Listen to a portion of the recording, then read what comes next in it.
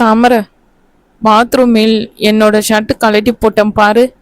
அதில் பாக்கெட்டில் உன் பேங்க் டெபிட் கார்டு இருக்கு, எடுத்துட்டு வா ப்ளீஸ் என்று சொல்ல, இதுக்கு எதுக்கு ப்ளீஸ்? எல்லாம் எடுத்துட்டு வாடி கிறுக்கினா எடுத்துட்டு வர போகிறேன் என்று போகிற போக்கில் சொல்லிவிட்டு செல்ல, அதில் இருந்த யதார்த்தம் அவனை தாக்க. Just shut up. இனிமே இப்படி உன்னை நீயே தாழ்த்திக்கிறத விடு. வேற யார் சொன்னாலும் பல்லு மேலே போடு என்று வரப்போவதை எண்ணி பேச, அவளோ இதுக்கு எதுக்கு இந்த ஏனாவுக்கு இப்படி கோபம் வருது? அந்த ரெட்டி கொடுத்த மாத்திரையால தான் இருக்கும் என்று வெளிப்படையாகவே சொல்லிக்கொண்டே அவன் சொன்னதை செய்தாள்.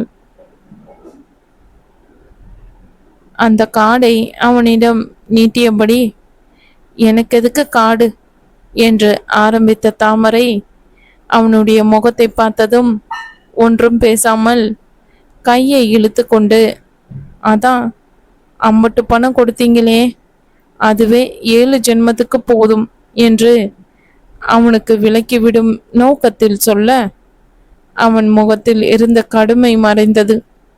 சொன்னவன் மனதில் சதா சர்வ காலமும் கடைகளில் காலத்தை கழித்த ஜெயந்தியும் இதே காடை திருடிய ஏஞ்சலும் தோன்ற, அவர்கள் இவளுக்கு முன்னால் நிற்க கூட தகுதியற்றவர்கள் என்ற முடிவுக்கு வந்தவன், யூ ஆர் ப்ரெசேஷியஸ் மை டார்லிங் என்று ஆத்மார்த்தமாக சொல்ல, அவளோ டார்லிங்னா ரொம்ப முக்கியமாக கேட்க வேண்டிய கேள்விதான் இது.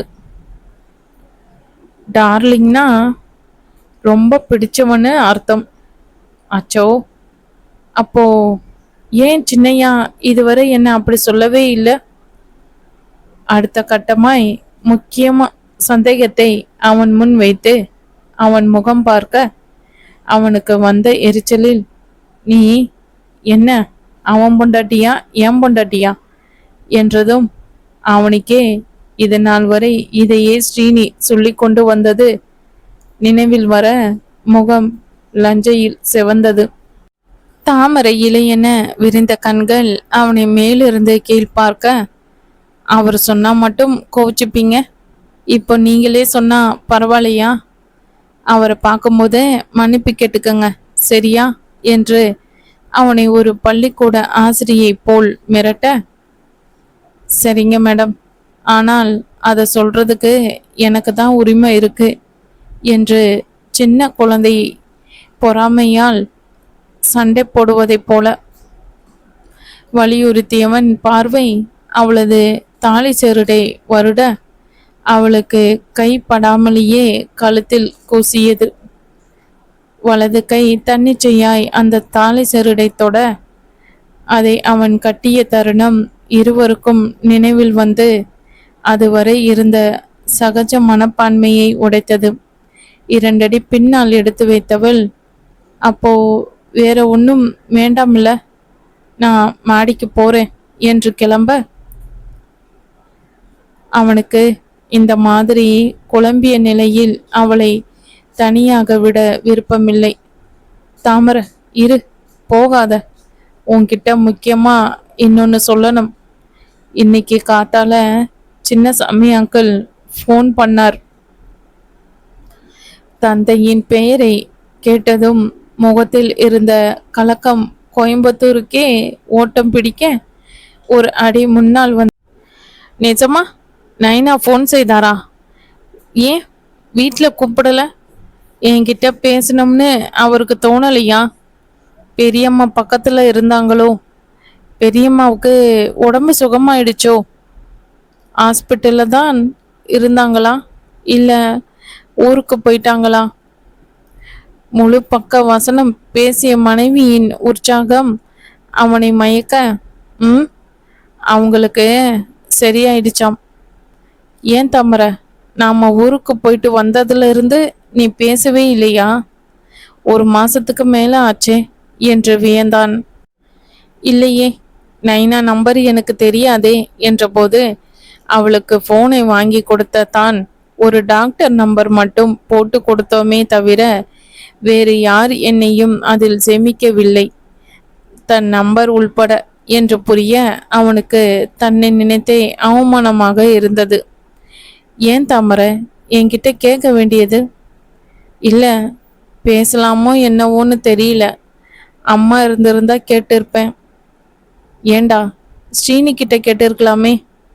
ஆதங்கத்தில் கேட்டவனிடம், ஏன் அப்புறம் அவரு நீ என்ற பொண்டாட்டியா ஸ்ரீ பொண்டாட்டியான்னு என்னை குத்தி பேசவா? வேணாம் சாமி, எங்க நைனாவுக்கு என்ன நல்லா தான் இருக்கும். அதுவும் நீங்களே கூட வந்து, அதான் நீங்களே எல்லா ஏற்பாடுகளையும் செஞ்சுட்டு கையில் அம்புட்டு பணமும் கொடுத்துட்டு வந்தீங்க தானே, அதான் பேச தோணலை. கணவன் செயல்களில் வைத்த நம்பிக்கையை அச்சரம் பிசகாது பறைசாற்றியவளை அப்படியே இழுத்து அவள் இதழில் முத்தம் கொடுக்க எண்ணம் வந்தது.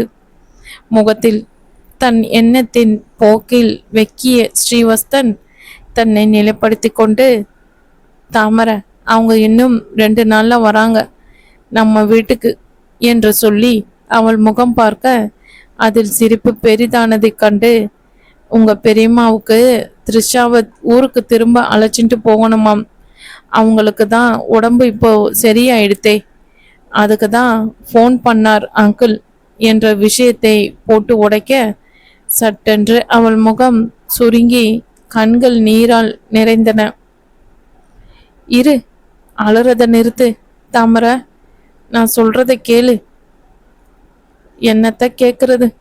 உங்களுக்கு தான் த்ரிஷா இங்கே இருக்கிறது பிடிக்காது தானே? பிறவு என்ன, அவங்க வந்து கூட்டிட்டு போக வேண்டியது தானே என்றவள் மனதில் பாரம்.